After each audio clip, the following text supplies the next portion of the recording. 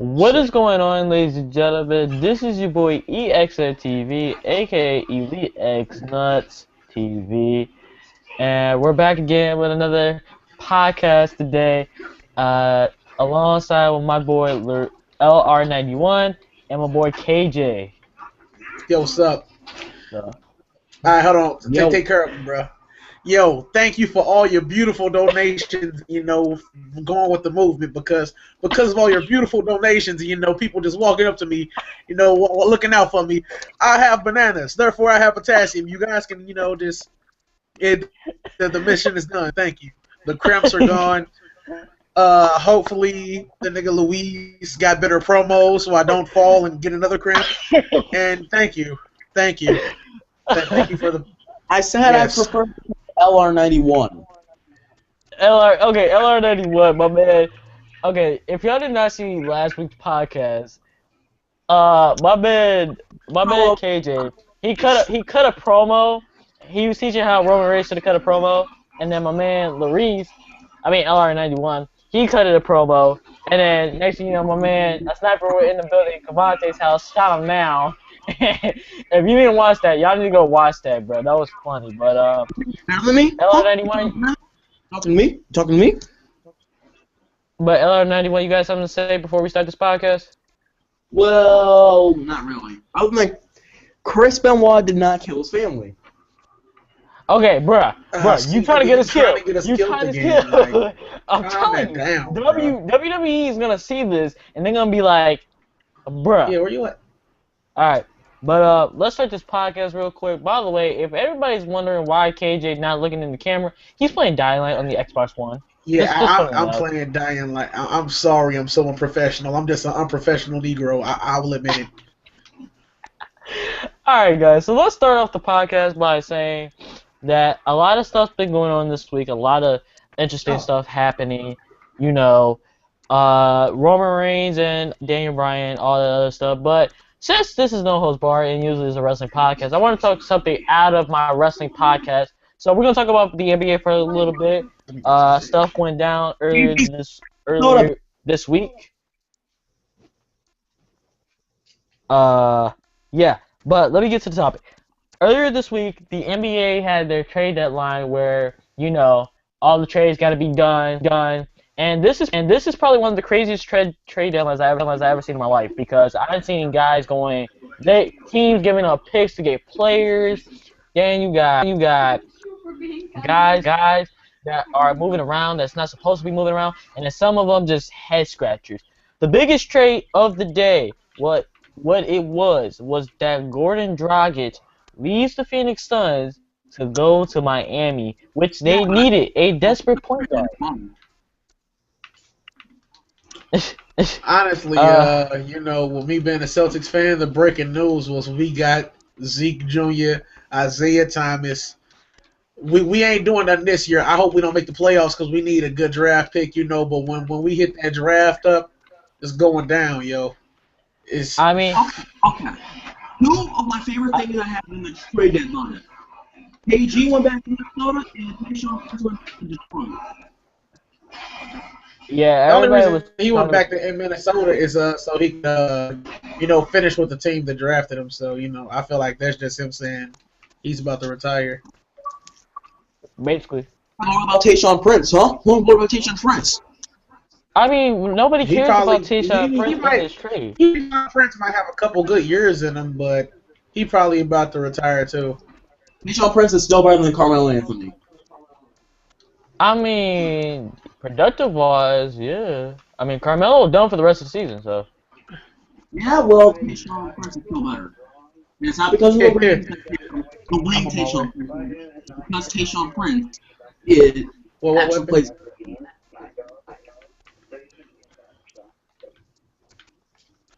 See a wallet, gladiator. I'm gonna punch Duke Sniper honestly, cause I'm gonna put this out on the podcast. If anybody sees Duke Sniper 12 on Xbox, please give him a nasty message saying he is a dickhead. Cause honestly, he talks about my wrestling league, which I don't like. But that's another topic for another day. Duke Sniper. That's another. I No, ain't I'm on the talked podcast to right Duke now. Sniper, and I don't know how long, man. No, cause he talking. He's talking about I didn't run. He's talking about I'm not the leader of CPW. It's actually Game. First off, dickhead. Last time I checked, me and Game actually co-signed off that stuff, bro. Me and him came up with the idea, and we co-owners. So actually, it's not his league. It's our league. So for him to say that, matter of fact, screw you, Duke Sniper. If you're watching this podcast, screw you. You're a dickhead. Just getting off that. Getting off my chest. But back on the topic. Around, you feel me? Anyhow, let's continue on with the trade talks. Cavante, what do you think about the Milwaukee Bucks picking up MCW and getting rid of Brandon Knight after he won? I think he came close in the Shooting Star Challenge. I mean, losing Brandon Knight is a big deal, and I guess MCW was a wake up for that because they made a lot of moves, and honestly, you froze. I see. And honestly, I would say that would be like a dumb move getting rid of Brandon Knight because he's a solidified shooter. He can handle the ball. He's multi-talented. But when you get MC Dub, you like lose that shooting aspect, but you get better defense. And they made a lot of big moves. They got some big players, and honestly, I think they're moving in the right direction.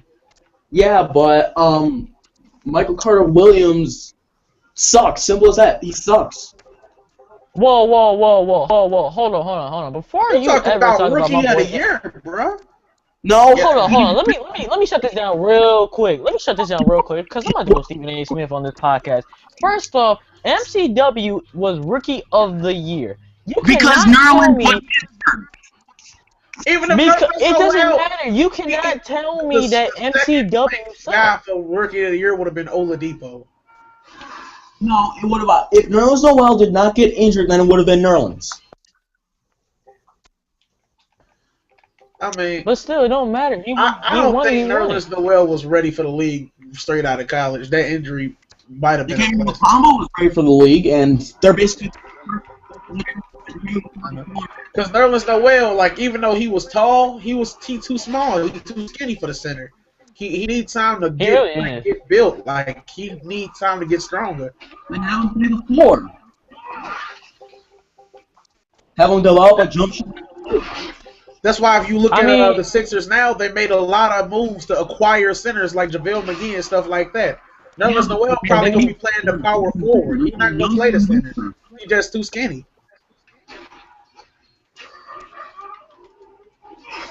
And honestly, but don't forget about Joel Embiid too. Don't forget about him because what are they gonna do with him? I mean, if you got somebody like JaVale McGee there, who's like a solidified defender, and he's known for like protecting the paint, you're gonna have Joel Embiid kind of under his wing and learning how to, play defensively.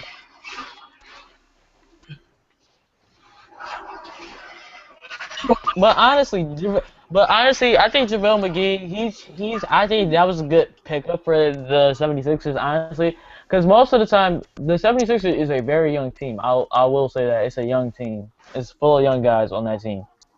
A lot of youth, not a lot of experience on that team. Don't worry, I'm about to go to a safe zone so I can talk real quick.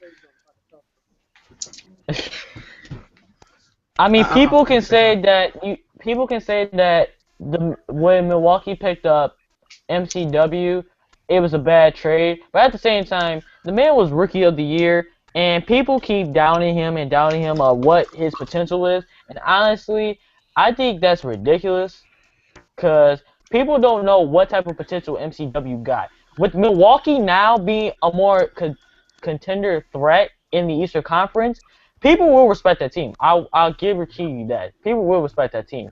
I guarantee you. I mean, but and Jabari Parker's hurt. He's going to come back. That's going to make a big difference.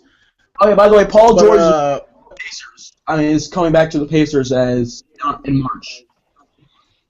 Yeah, that's going to be a thing. But Michael Carter Williams, the reason I think that was a good move, Michael Carter Williams is a better defensive player than Brandon Knight.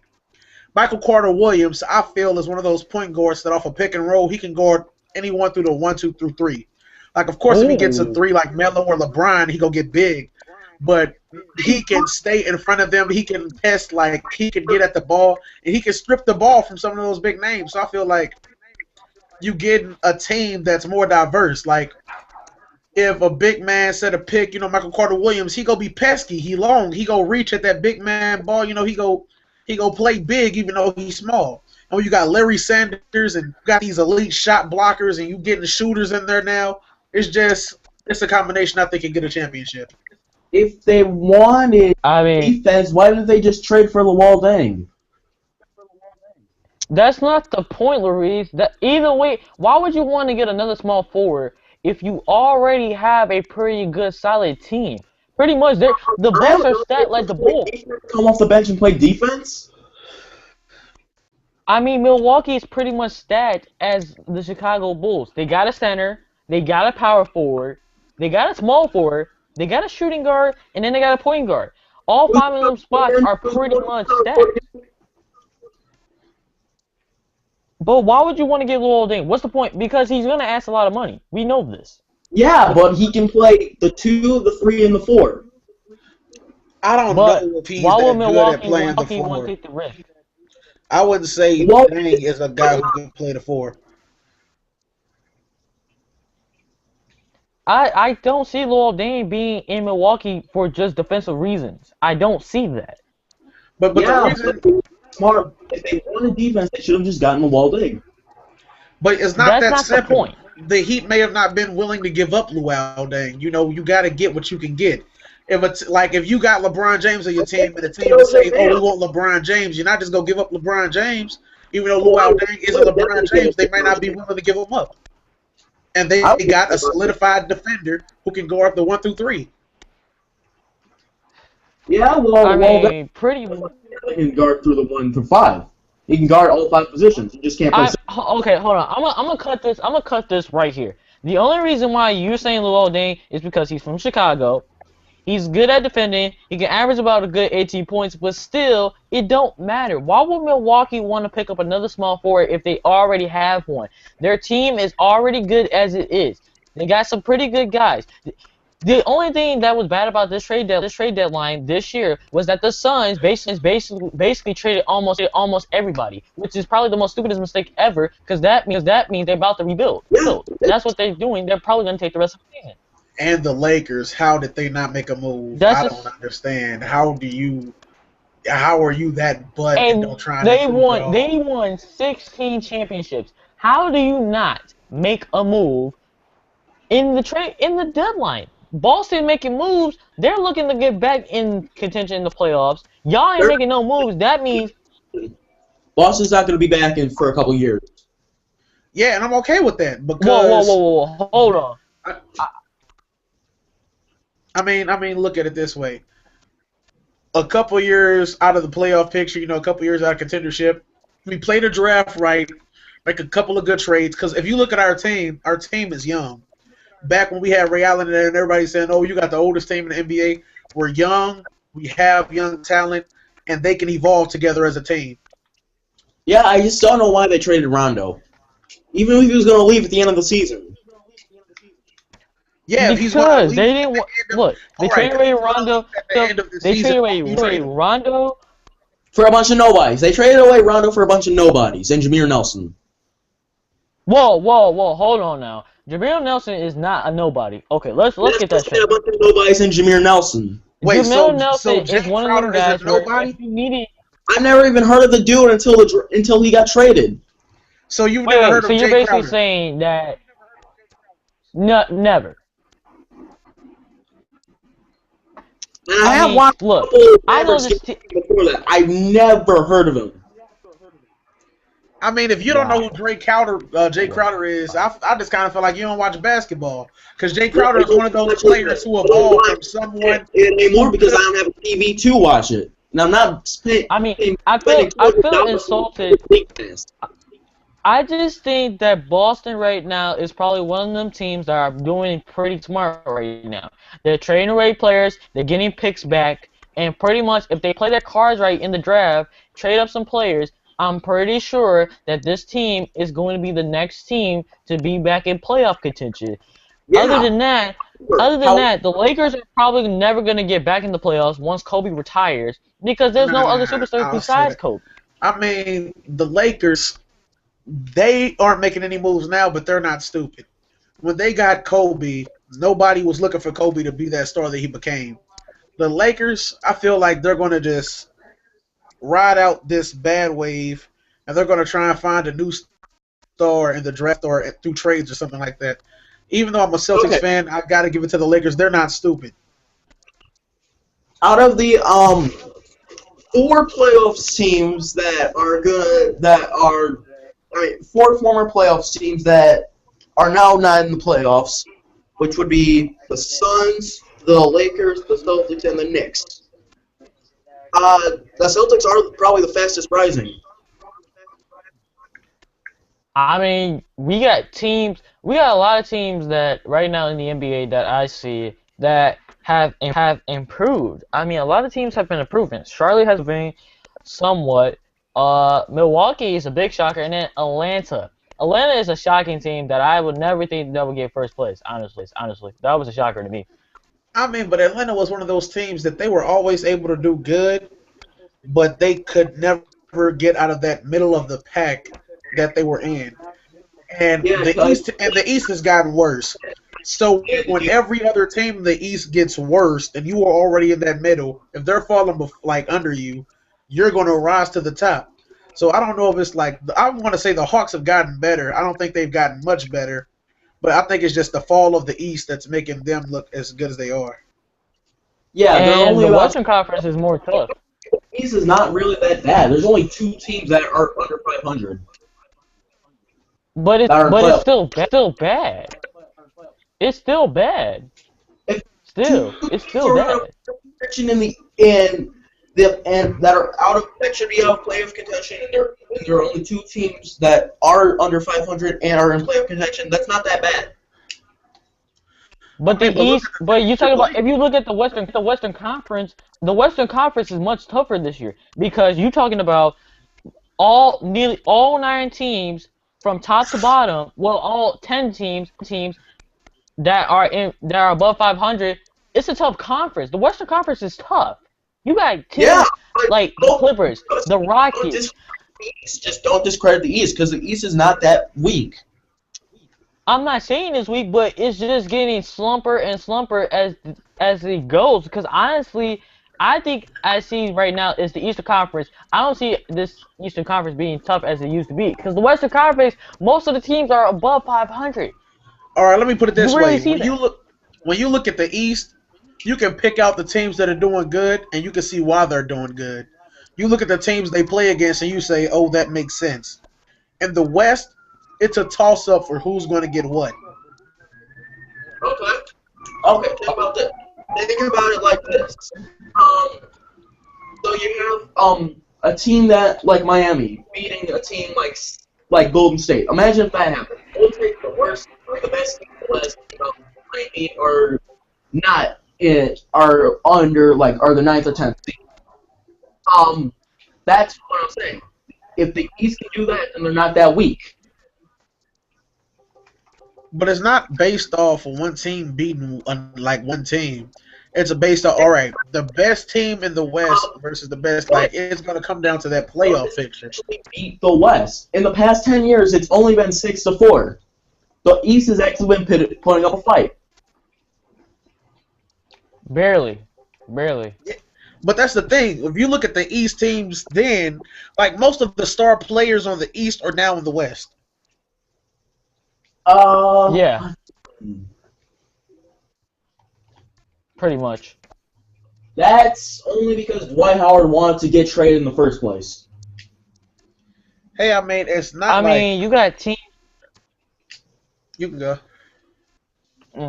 Oh yeah. You got teams that are you got teams such as Houston. You got teams as Golden State. You got teams like the Clippers. All these teams, most of these teams that I just said, they're tough teams, and they're fighting. This is not like no typical. Oh, I'm gonna just punch you and get away with it. No. They're clawing and fighting for position. With Oklahoma City, they got a big man, an actual big man that can do work.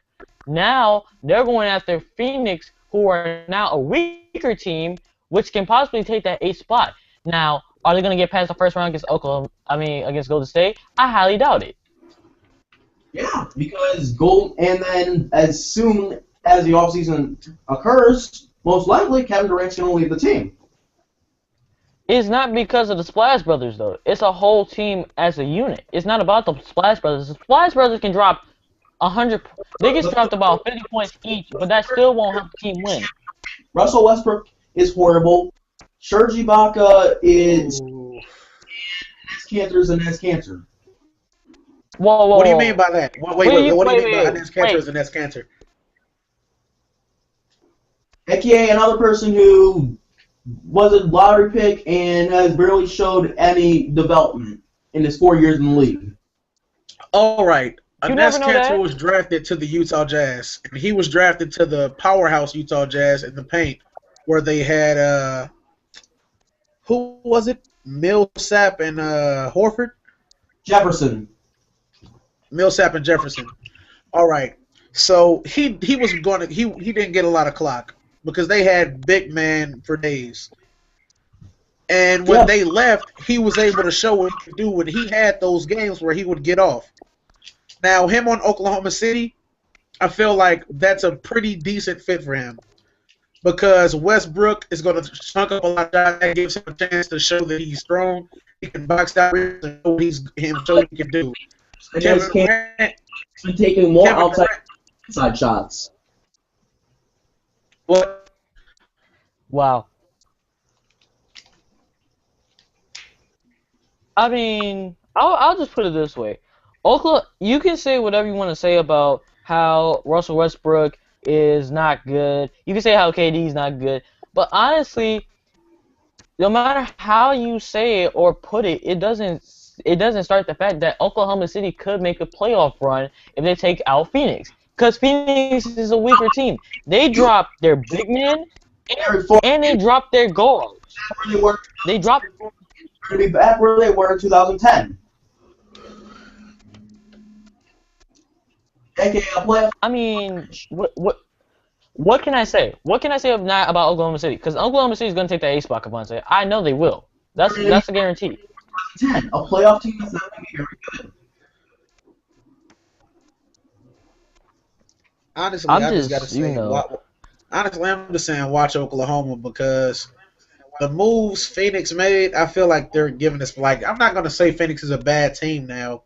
They're still lethal and have a chance on, like, keeping that spot, but they traded brothers for past his prime Danny Granger, a bunch of picks, and other people.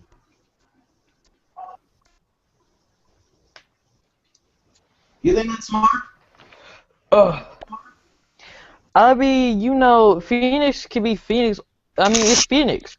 They gave away their guards because they knew they were. Jordan Dragic even said it himself. He's not trying to deal with that team whatsoever. He's not trying to deal with them. He said, "Hey, I'm done. I don't want to be with this team." So what they do, they give it to Miami, and guess what? Miami wasn't going to buzz, so they traded away Danny Granger, which, again, makes no sense by the Suns, which, honestly, that kind of scratches your head a little bit of what they're doing. Yeah, because why would they take Danny Granger? But at the same time, they're still going to be lethal, so...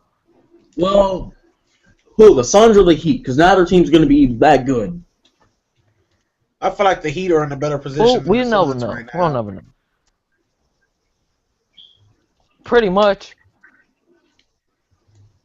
I mean, but hey, honestly, I'm a Celtics fan. As long as the Celtics keep making moves in the right way, I don't care what those other teams are doing.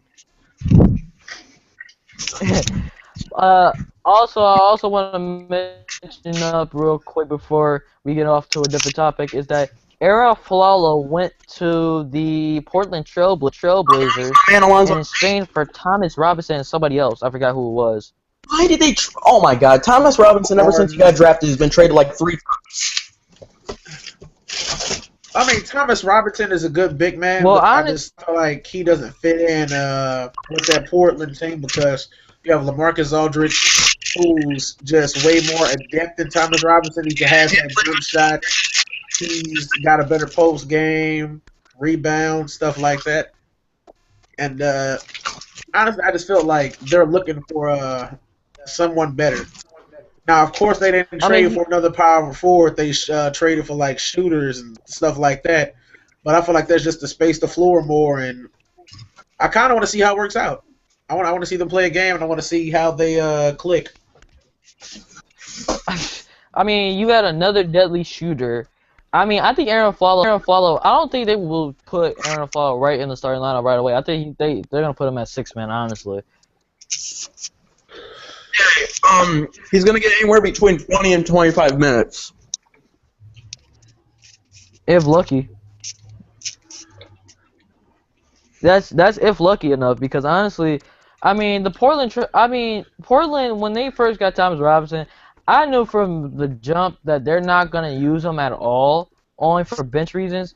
I mean, LaMarcus Aldridge is not getting injured. I highly doubt it. And then you got Robin Lopez in the paint.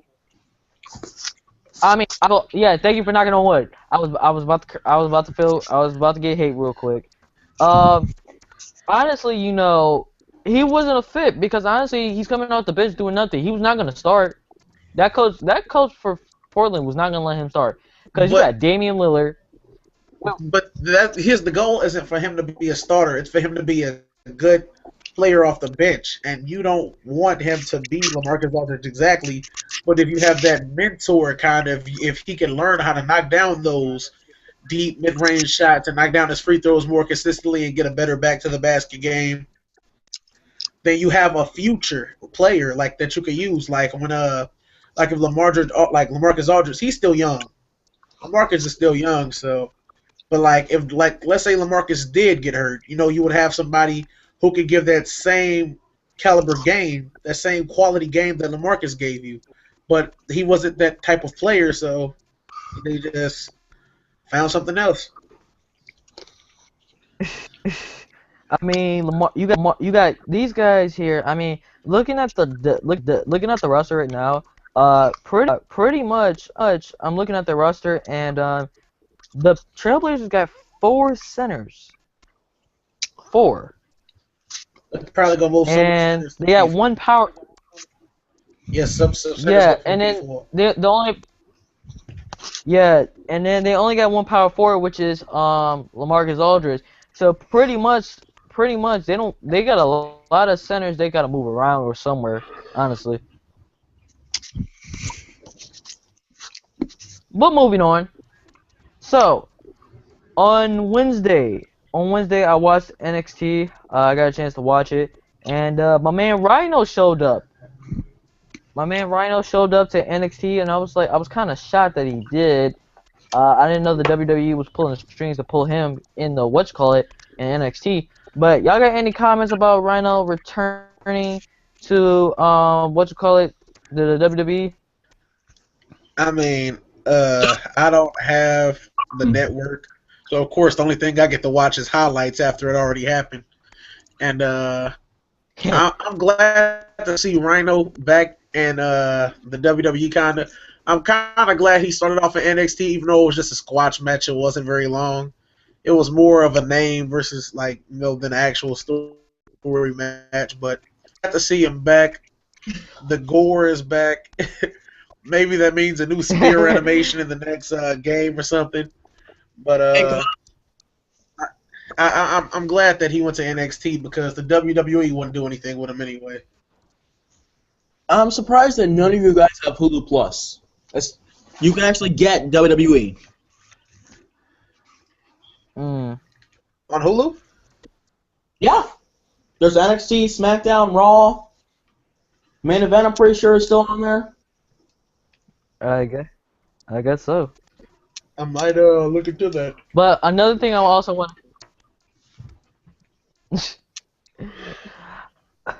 I guess it's on Hulu Plus, guys. Another thing I want to talk about also is some of these minor things besides before I get to the main subject of the event. I want to talk about this this Goldust and Stardust thing that's been going on for the past week, where Stardust, aka Cody Rhodes, has been going at his brother for a while, and I don't know what's up with his head. Honestly, I don't know where the WWE is taking him. He's confusing me, but I don't know. Tyler, All right, I actually I mean, watched. Kabasa, you got any comments about that? I watched Tubby Emo and stuff like that, and I kind of see where he was going when he said the goal of them was to get a match at WrestleMania and kind of put Cody over or something like that. But to rush this rivalry to Fastlane, I feel like they're not giving the respect to the Rhodes brothers as they deserve. good. Thank you. Because they're both great Yeah, I see that. performers. Like Goldust, when Goldust came back, nobody was really excited. They're like, okay, Goldust is back because his gimmick back in the day was more of a mind game thing more than talent. But you see Goldust step up his game to like compete with these new in-ring competitors. You see Cody Rhodes giving that show that he puts on. He's still athletic. He's still agile. He's still Cody Rhodes with a couple of new moves with the improved moveset. I actually like that. And to kind of, because they've been trying to get a match at WrestleMania for going on like 3 years now. And Dang. they missed a big opportunity at last WrestleMania. I feel like that would have been a great time to do it. But just to rush them and kind of cheat them out of that opportunity at WrestleMania, I feel like they deserve a match. Yeah, I was like, oh god, what, they cheat them so bad. I mean, that was terrible. But just to get a little bit off topic here for a second, I hate when the WWE does this all the time when John Cena, when he gets beat up or something. Okay, if any of you guys watched 2 weeks ago where John Cena got the crap beat out of him by Rusev, you seen this week that John Cena basically recapped what Rusev did, which makes no sense. It doesn't make no sense. No, he did it twice to Rusev and beat the crap out of him, just pummeled him with punches. And honestly, this is what I think about the WWE. When it comes to John Cena, what they do is that if something bad happens to him, he's got to do the exact same thing instead of take it up to another level, which honestly doesn't surprises me. I mean, I have yet to see John Cena actually be really angry besides play like he's angry. Because honestly, I've seen guys that are pissed off. Like, guys like... I mean, honestly, John Cena is not angry whatsoever when he fights. He's not angry whatsoever. I don't believe he is. I don't believe that. I mean, you have to take into account that John Cena is a created character. He's fictional.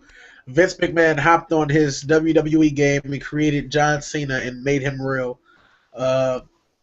But honestly, John Cena, he's Super Cena. He always will be Super Cena, even though they made this guy like Brock Lesnar to destroy that kind of image. I feel like they have him. Is he actually contending for the U.S. Championship, or is it just a Rusev battle? They got him at Fastlane. Rusev's gonna defend his United States title. They got this promo talking about that. It's the undefeated streak versus the unbreakable spirit. The unbreakable something. All right, so honestly, I'm in favor of the streak staying alive with Rusev because I feel like it would make sense to give him a push by saying he beat all these, I want to say mid-carders type, and now he's beating John Cena and retaining the championship. Of course, it will push for a longer rivalry because Super Cena doesn't leave a fight, but Really don't.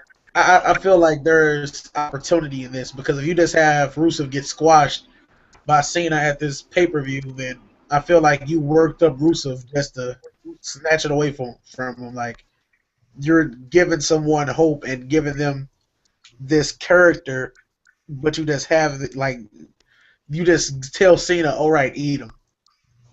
It's like you're steroiding a cow, and this cow thinks, I'm the biggest cow here, and then you just feed him to the wolf.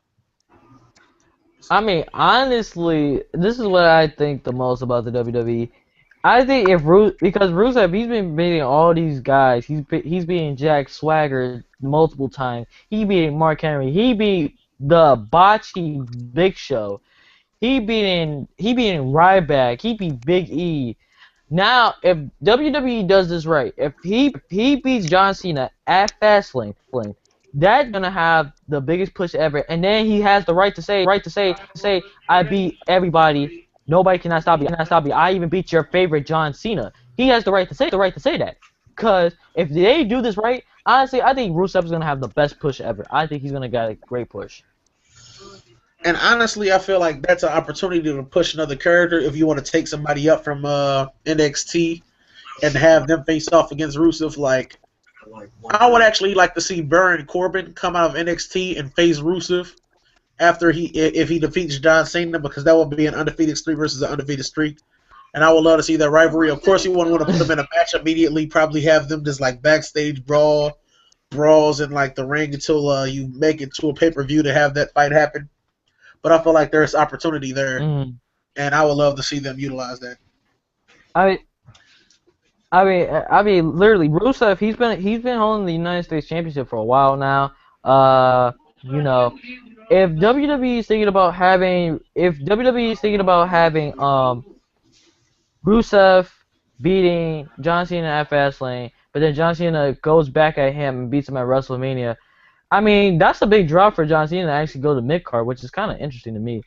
Takes a step down, let the young guys do what they want to do. Because honestly, I don't even think we're going to get past this era right now, this PG era, because we're stuck in it. I don't even think there's going to be a new era after John Cena. Because I don't think he's going to be wrestling like The Undertaker. He's going to be wrestling one time a year. Honestly, he's about to retire. Like, that's happening. He's going to fight Bray Wyatt at WrestleMania. They're going to do this supernatural thing, and he's retiring. And he might become one of those faces you see backstage, like Ron Simmons and stuff like that. But he's about to stop wrestling. I mean, really. I mean, unless WWE has some idea where... I mean, he's a 15-time world champion. He won Money in the Bank.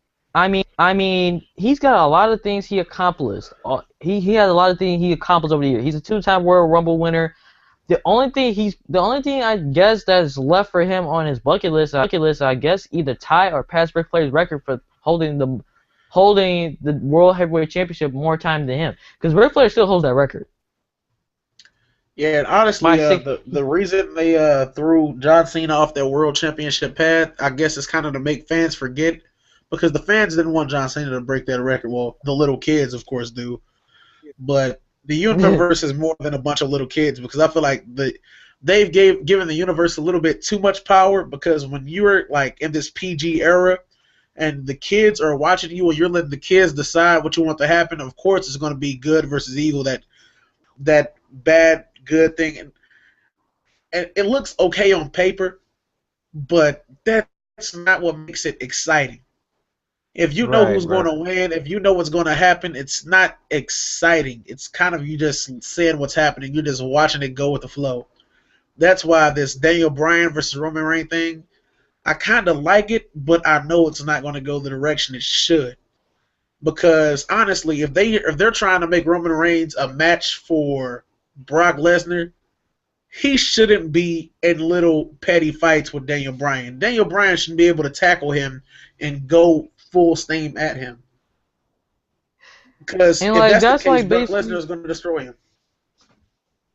And like honestly, that's like basically putting Rey Mysterio against Brock Lesnar, knowing that all Brock Lesnar has to do is just German suplex Rey one time, and I promise he's gonna wreck him. That's like basically what you're putting him.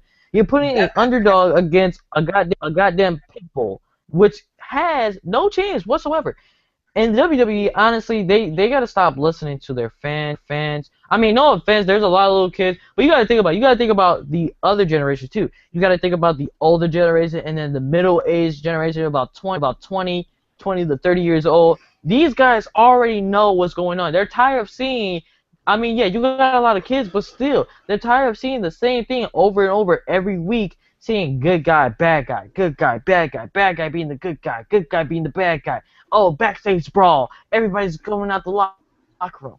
I mean, everybody. I mean, I'm one of them guys that I'm in like I feel like I'm in the middle age department because I already know this stuff. And honestly, I'm tired of seeing the same thing over and over and over again where good guy, bad guy. I mean, it doesn't get anything worse. I mean, I know the WWE is understanding that they're listening to their fans, especially when it comes to kids. Because I know Daniel Bryan got robbed at a Royal Rumble match. He got robbed. I know he should have. It should have been down to him and Roman Reigns, and it would have been okay. But for him to get robbed like that, I see why WWE listened to the fans and actually put him in a rivalry. But honestly, they gotta stop. Some of the time, they gotta like just stop because it does not make any sense for them to just keep doing this while you know people are not going to like it. And honestly, I see this as a moment for them to push Seth Rollins more than ever, even though they're kind of stepping him out the way for Roman Reigns. Because when you look at when Brock Lesnar was in the WWE a while back, basically it was Brock Lesnar, Undertaker, and Kurt Angle. And if you could have another Kurt Angle-ish figure, then I feel like things can kind of equal out because when I think of that Kurt Angle swagger, Seth Rollins is the closest one to it. And when I think of that strength, honestly, I feel like Cesaro is the closest to the Kurt Angle strength, but his mic skills are subpar compared to Seth Rollins. So if you maybe get Seth Rollins in the weight room, not even to make him cocky, but just get him stronger, I feel like you have a nice champion on the way. I mean, honestly, I mean, at least Cesaro's is not like LR91's last week. Oh God, that was just oh my God. At least it was not like LR91's freaking promo because that promo made me laugh so hard. I promise I'm gonna put that in one of my indies on my videos. Just put that as a snippet. I promise I'm gonna do that. But yeah, Cesaro, he's a good tag team specialist. I don't think he's going for another mid card title after this. I think they just need to keep him tag team specialist. That's it. I mean, he But has more potential, yeah, but yeah, I see what you're saying. Like, I feel like him and Tyson Kidd deserve a push, and they're going in the right direction with their tag team. I mean honestly, I mean I'm not tired of the Usos winning the tag team championship over and over again. I mean I'm not tired of it. I think tired is not the word I want to use properly. I think it's just one of them things is like, look, okay, we understand y'all a good tag team. I think y'all just need to step down and let these other tag teams show what they got. Cause no offense, I like the Usos. No offense, I'm a big Uso fan.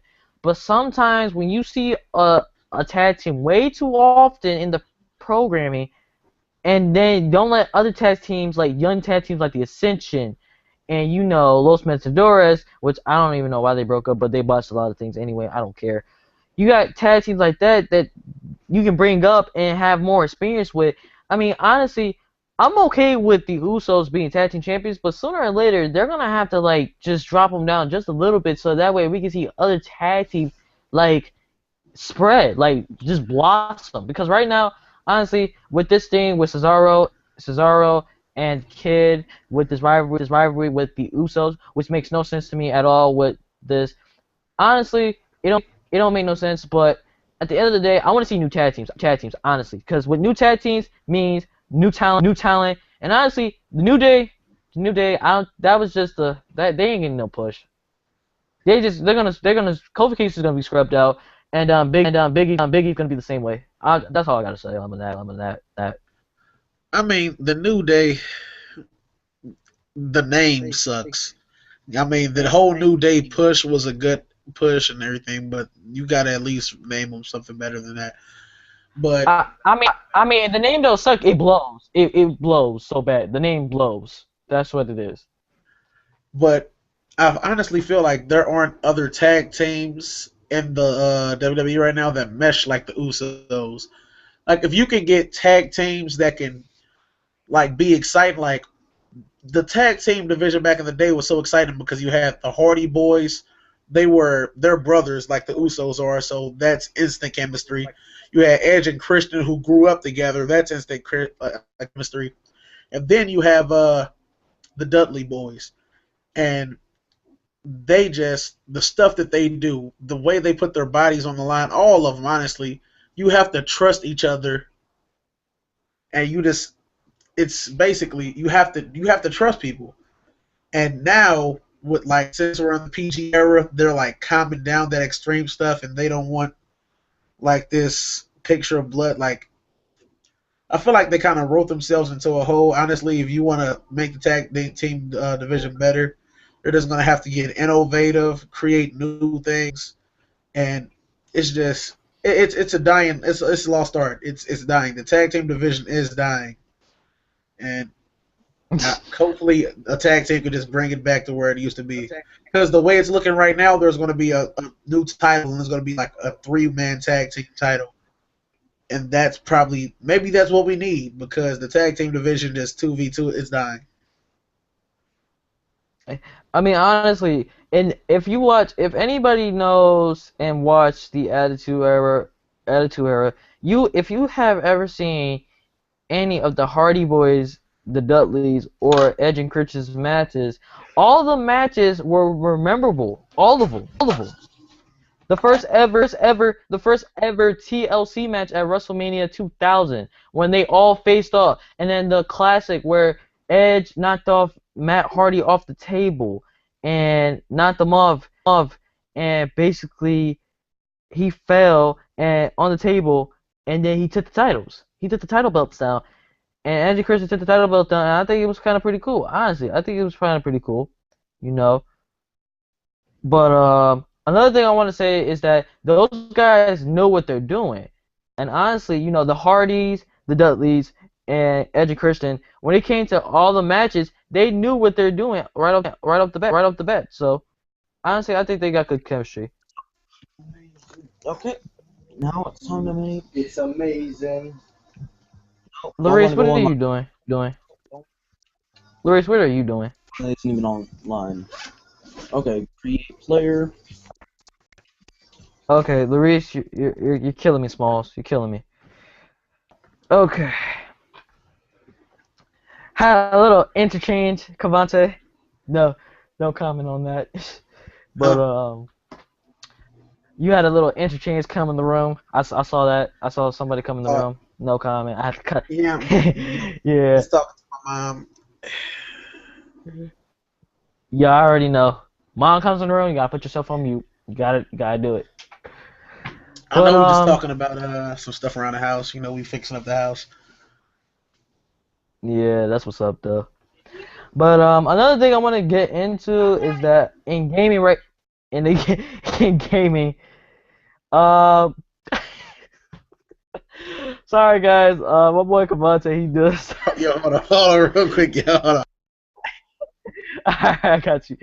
Alright guys, for the moment of time while Cavante comes back, another thing I want to talk about for you guys is that the gaming community actually. So, WWE 2K15 released another DLC this week.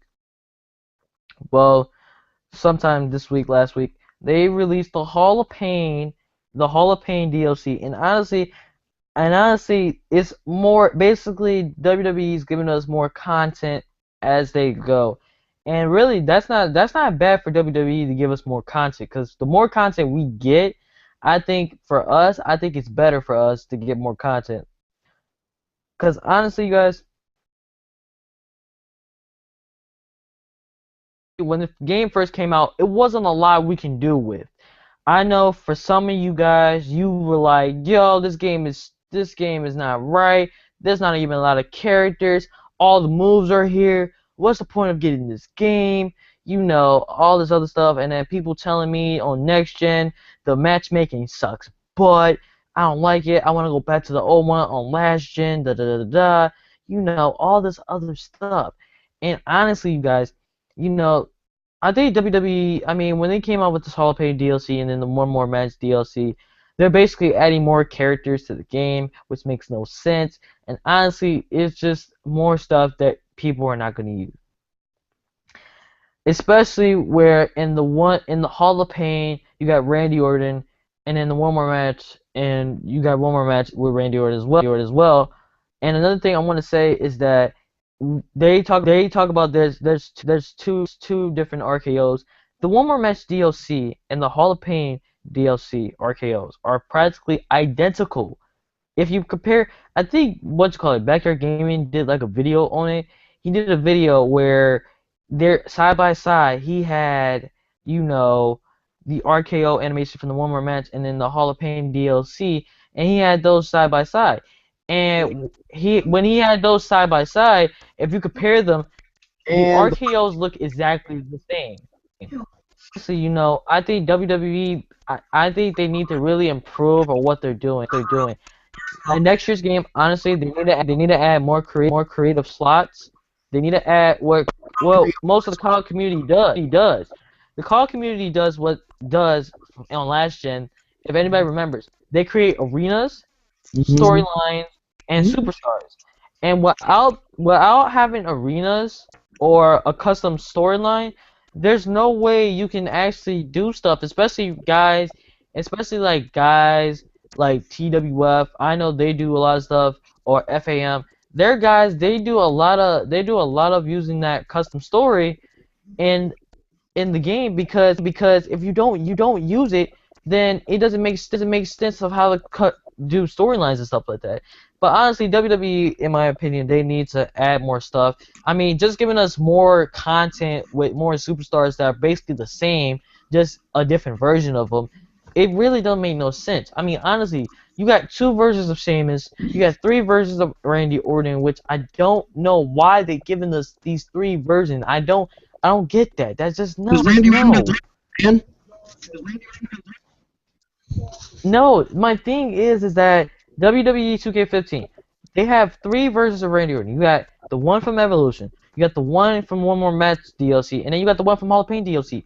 Why do you need three Randy Ortons and one DLC? Why can't you just, if it's Randy Orton, just keep the same Randy Orton? I don't need three Randy Ortons on one screen. I don't. And then you got two sets of Usos. the match DLC version of Orton had very thick sideburns.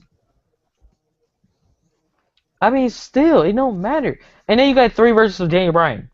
Come on now, there's three versions of Daniel Bryan.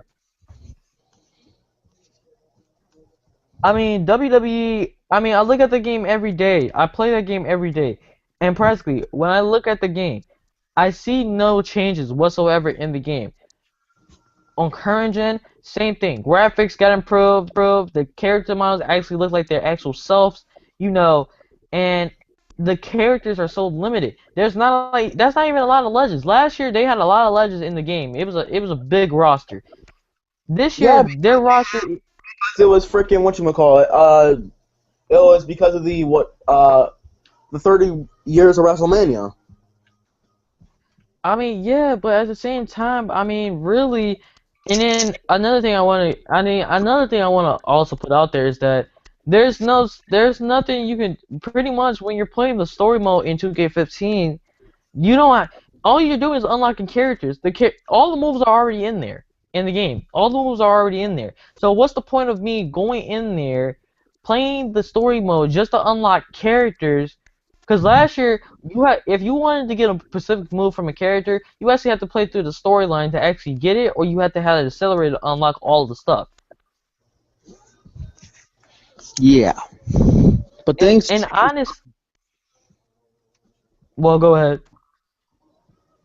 Things change. Simple as that. I mean, honestly, I just don't get what WWE is doing. Honestly, I just don't get it.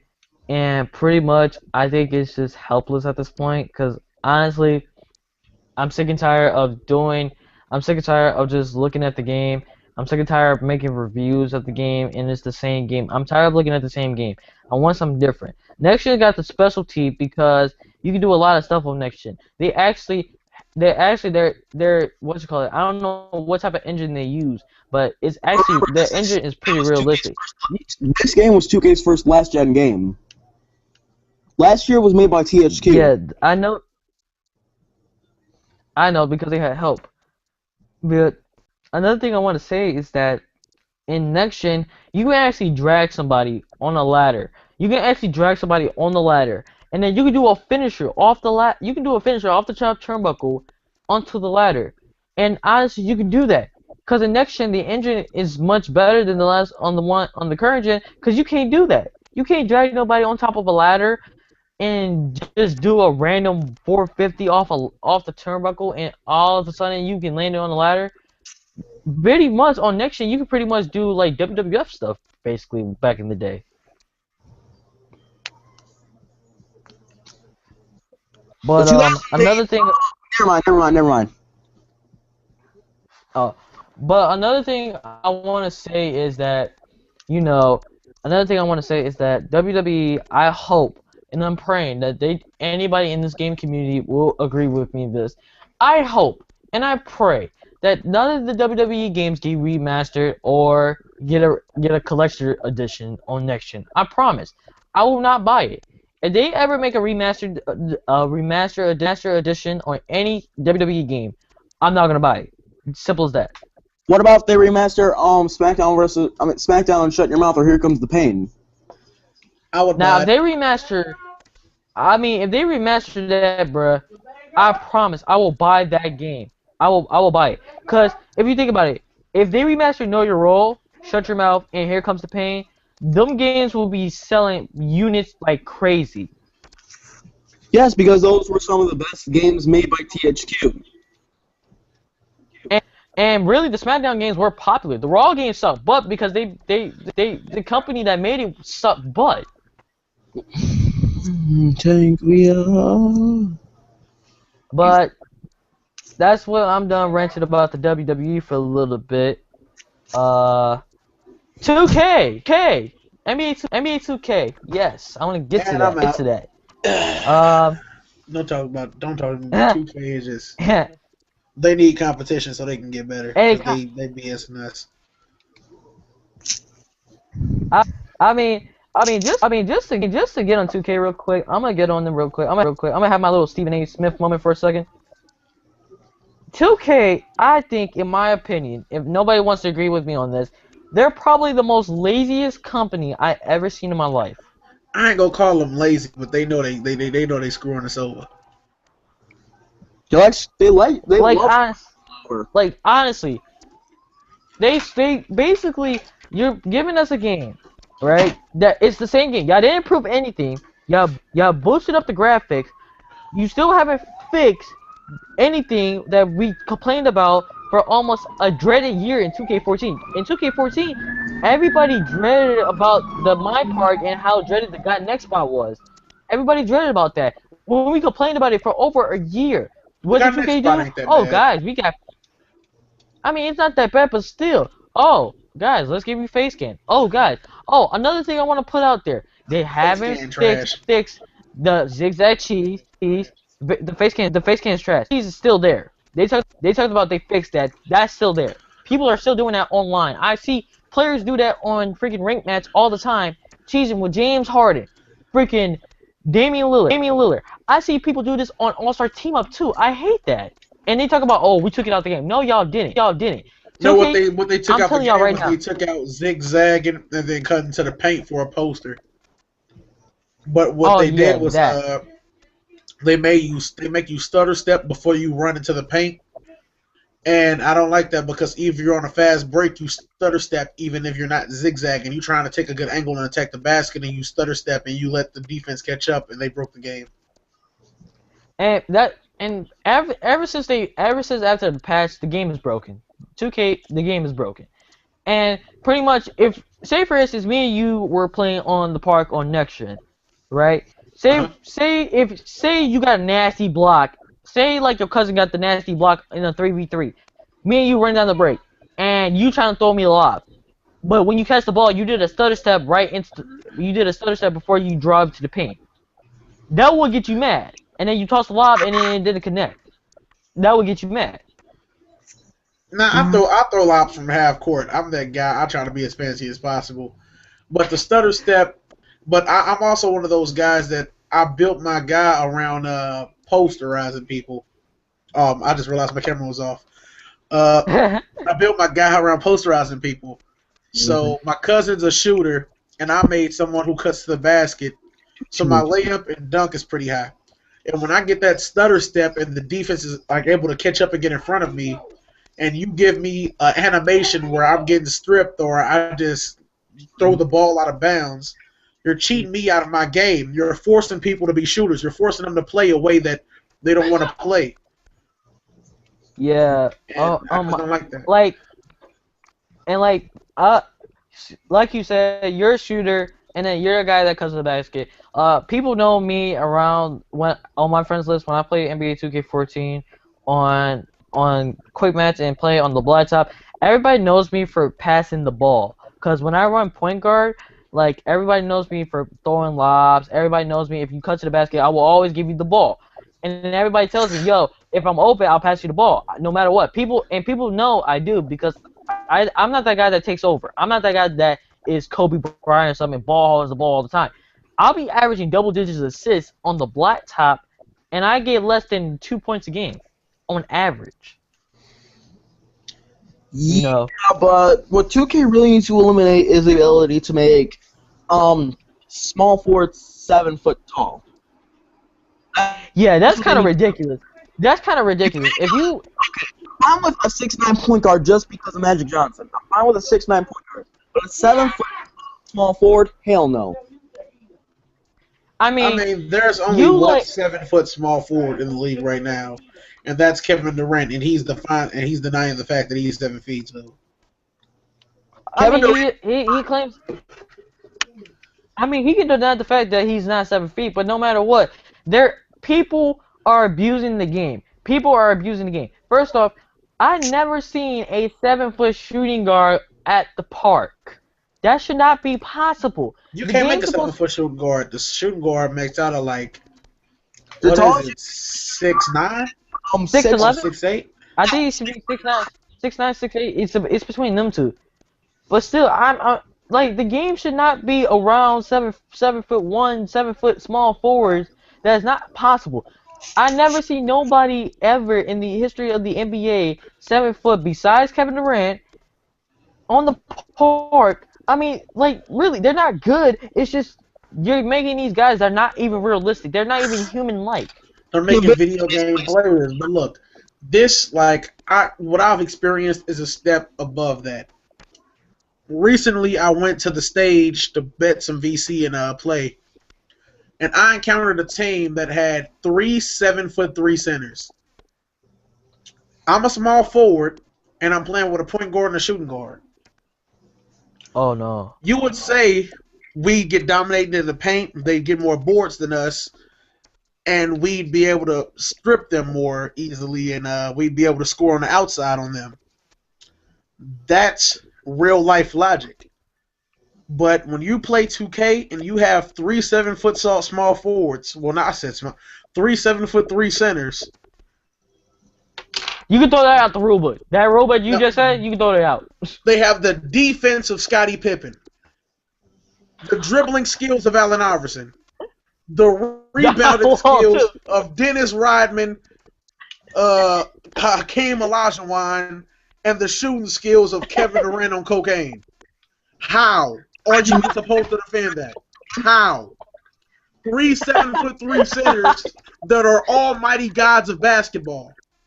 You go for a reach, and it's a foul every time. How is that possible? If you're a 7'3" center, there is no way you dribble up with the dribbling skills of Allen Iverson and just shooting people's faces. Because I'm 6'8" and I'm a small forward, so because he's 7'3", I'm not there. Even though I have lockdown defender, pickpocket, he just obliterates me. That's horrible. Okay, there's only really two small forwards that are 7 foot tall, and those are really Dirk Nowitzki and Kevin Durant. But honestly, I want to say something real quick. Come on, say about that, because I think MWN said it best about this. When he said it in a video, he said it in a video somewhere that he talked about that they're 7 foot guys centers, and he said it best. He said that there's no way in heck that guys that should be almost 7 feet tall should have Allen Iverson dribbles, Ray Allen / Larry Bird / Reggie Miller / every goddamn person that can shoot, and they have boards like goddamn Shaq, Hakeem, and Dennis Rodman. That is not possible. 7 foot center should not be doing that. And basically, he made a reference that all these guys that are doing that, they're basically like the monsters from Space Jam. That's what that is. That's They're really the what they new are. monsters, But monsters from Space Jam. basically what the league has become nowadays. I mean, it's a shame that I'm a 6'8" small forward, and every time I hop on, they say, "Hey, who you got? A point guard or a shooting guard?" No, I'm a 6'8" small forward. I make my guys realistically. If I was to make a point guard, I'd probably be 6'3". If I was to make a shooting guard, I'd probably be 6'5". There's no reason to make these outlandish characters. Like every time I see somebody creating a my player, the wingspan is maxed out, the body length is maxed out, the shoulder width is maxed out. I My wingspan hate and stuff that. not Hate maxed that. out. I made my guy realistic. I know how I play. I cut to the rim. I try to dunk on you. I try to finish in the paint. I try to play strong. And you're taking that away from me, and you giving these 7'3" guys who are able to shoot from a quarter way down the court. It's just crazy.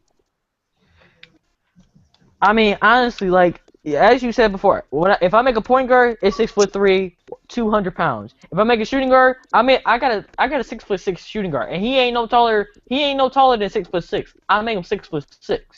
If it's You a small make forward, shooting guards. Don't deny it. You make 6'9" shooting guards. I do not make No. 6'9" shooting guards. I make a 6'9" small forward. There's a difference. 6'6" Yeah, but shooting guard. You made 6 foot. Okay. You told me that you wanted to do 6'9", and you wanted him to be a shooting guard. That's basically the same I thing. said, okay, let me cut to the chase real quick. I said that because I was just saying that because of how many people are doing this now to break the game. I see Stacks Montana. His small forward is 6'10", 6'11". And honestly, I don't see no problem with that. At least he's not 7 feet tall, abusing the game. He's got a proper, I mean, his small forward, yeah, I think is a little bit taller than average small forwards, but at least he's getting buckets, right? I don't have a problem with that. But when you have guys that are centers, that not supposed to be shooting, like they got Reggie Miller and Ray Allen shooting touch, that's not going. And honestly, you know, I'm a guy that shoots, I'll break ankles, and if you in that pain, I will embarrass you. That's just simple. Yeah, but You know. my dude, I kind of make 6'7" power forwards because I can't shoot, and I'm more of a defensive player anyway, so that's why I make 6'7" power forwards. That's kind of undersized, though. Yeah, but Very. For a power forward, that's undersized. plus, really, Very I have the last gen version of 2K14, so I just basically just set screens and I get drafted highly. Well, yeah. I mean, yeah, that is true. I mean, Cavante, I don't know how many times this week I've been on the park, and I go on the stage with my buddies, and then before I go on the stage, I always look around the park. I don't play like right away. I look to see if anybody's on the park that's taller than 6'11", 6'11", because then I could tell my boys what they get. Because everybody on my friends is on the PlayStation. They have 2 my players. So basically, we were like, okay, look, we're just gonna wait. We're gonna wait to see what we got. And guess what we saw on the stage when we went to go play 5v5? A bunch of 7-footers. We saw a bunch of 7-footers playing like they got Allen Iverson's speed, Allen Iverson dribble. Goddamn posterized was like goddamn DeAndre Jordan when he did Brandon Knight. I'm like, bruh, this ain't going. I'm not going. That's why I always have 2 my players. Because 1, I'm not about to get bullied by a bunch of big 7-footers, and then 2, I'm not about to get disrespected like that. You gonna posterize me because you 7 foot tall. Boo-hoo. I'll come back down the court. I'm gonna make sure I drop your goofy self on the floor, and then I'm gonna laugh at you too. Just saying. But the main problem I have with this is they have these, like, you're already in a community where they want to make a broken character. And you have this all-powerful character that can play the game, but you still want to zigzag and take threes. Like, you want to use the most underhanded way to win. Really? You're not even playing like your opponent. You're playing the game like you're just. Honestly, it's just. That's like playing against the CPU. That's like just playing against the CPU on Hall of Fame. The cheese is real.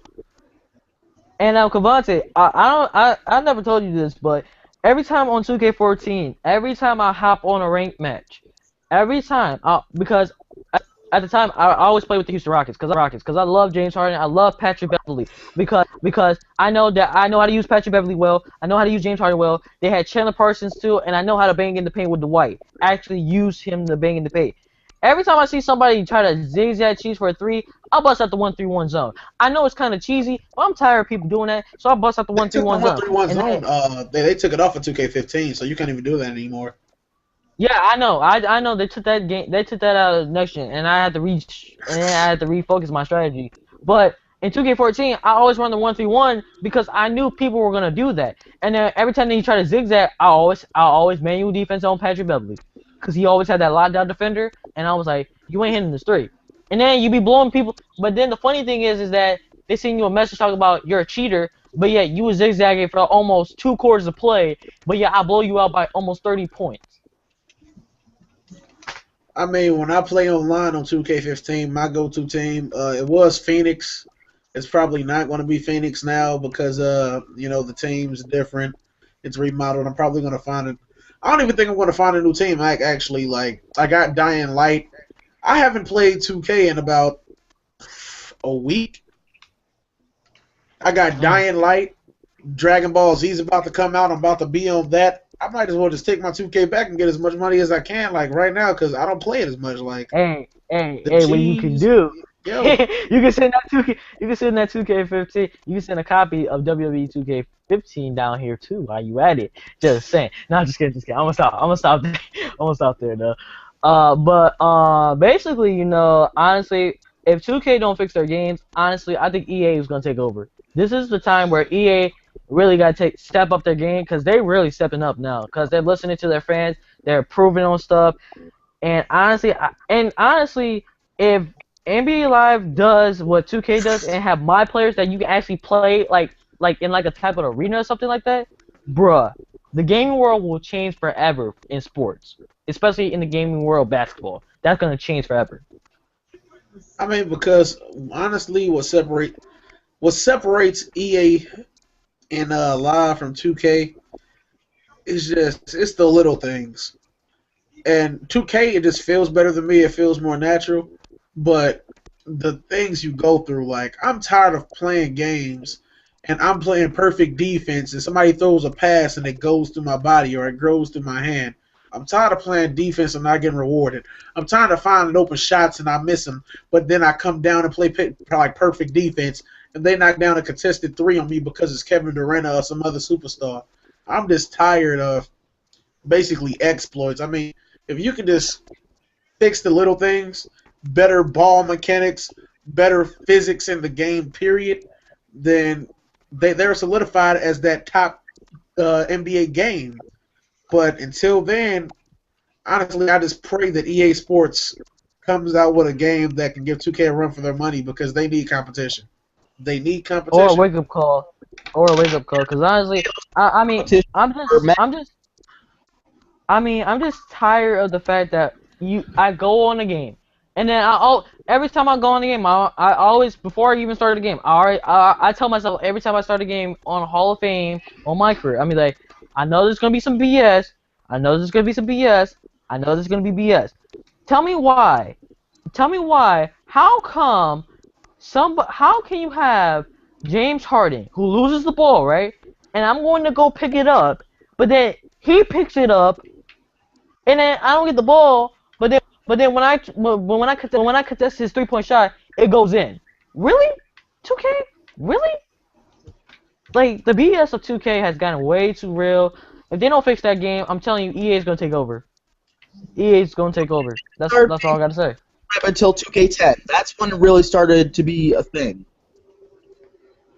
I mean, honestly, NBA Live is really trying to do their best, and everybody tells me, "Oh, NBA Live is a terrible game. Oh, NBA Live is a terrible game. Oh no, the game is too slow for me." Because all you freaking 2K fanboys that ride on the 2K dick train, which they do, all y'all do is because all y'all do is find exploits. In NBA Live, it's simulation style basketball where you have to run plays whatsoever.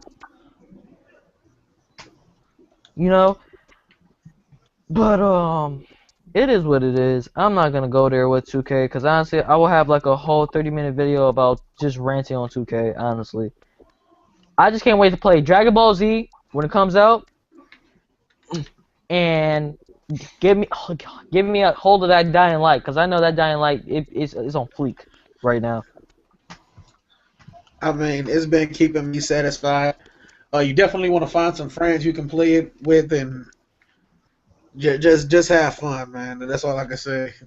Something that people should be playing 2K for, just to have fun, yo. I'm tired of everybody taking this like too serious. Like the community is just, it's horrible.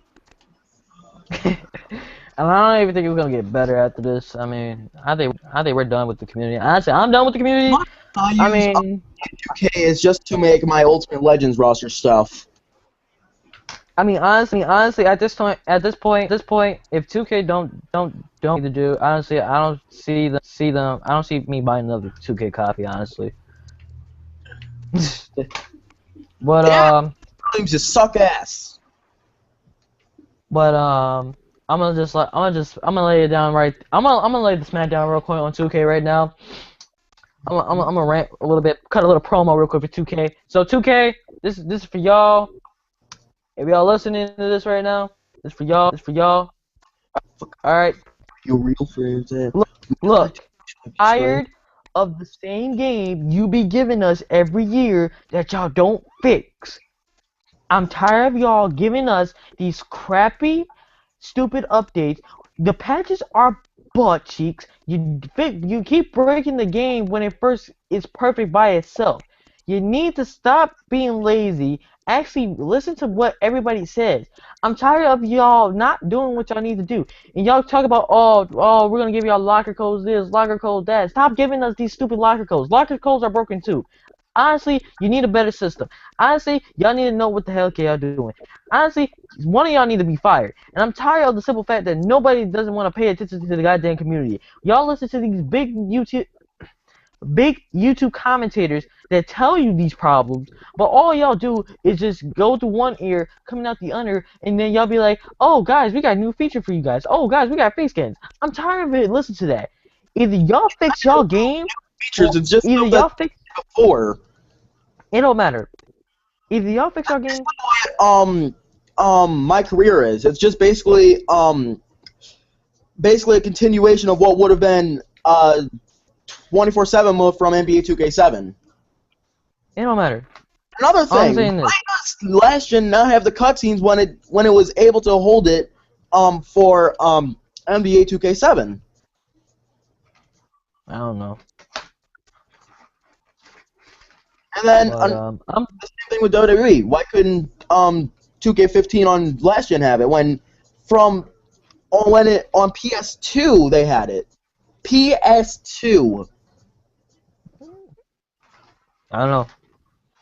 But like I don't know. But like I said, guys, that's pretty much it. What I gotta say for the podcast. Honestly, I'm pretty much done. I think I got through everything I had to say. If anybody's watching this video, share this video to 2K, cause I'm really done with them. Any last thoughts from you, Cavante? If you can hear me, cause I know you got me on mute.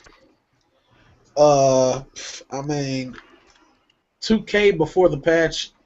I mean, there were little problems that they did fix in the patch, and I like that, but the game, I feel like they just made it worse. Like, I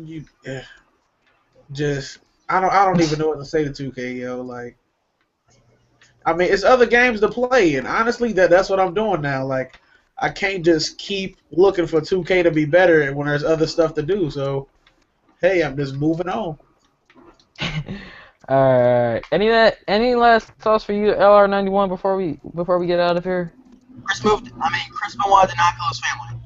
I swear to God, you're gonna get me flagged for this video. I swear, if WWE sees this, they're gonna send some people to my house to kill me. They're gonna pull like a Cavante like last week's podcast. There's a sniper in the building. I swear to God, I think there's a sniper watching me right now, Cavante. I swear to God, G. Like I think. All right, we're good. But speech. You're not gonna die for freedom of speech. Oh Our yeah, government, LG trash for not being I'm here. just letting you. our government may be psycho, but it's not that Yes, sir. psycho. Hey, I want to see somebody put that as a hashtag. Hashtag LG trash for not showing up. But I can tell. LG he's doing live stream on Twitch anyway. But this is your boy EXNTV signing out, guys. I will have a video tomorrow explaining why I haven't been uploading as constantly as I haven't been, and I will try to see if I can get another NBA Live video up, because I know Cavante, he's been liking my NBA Live series for a little bit, so we're gonna have one of these. Nice. It's a nice little series. It's a nice little series for me, man. But this is your boy EXNTV signing out, and I'll see y'all in the next podcast. Peace. Oh, by the way, put down hashtag Cavante still need potassium. Yo, I mean, chill. I'm fine. Yo, I'm fine. Alright, I'm gonna chill on that. But peace out, guys. See you later.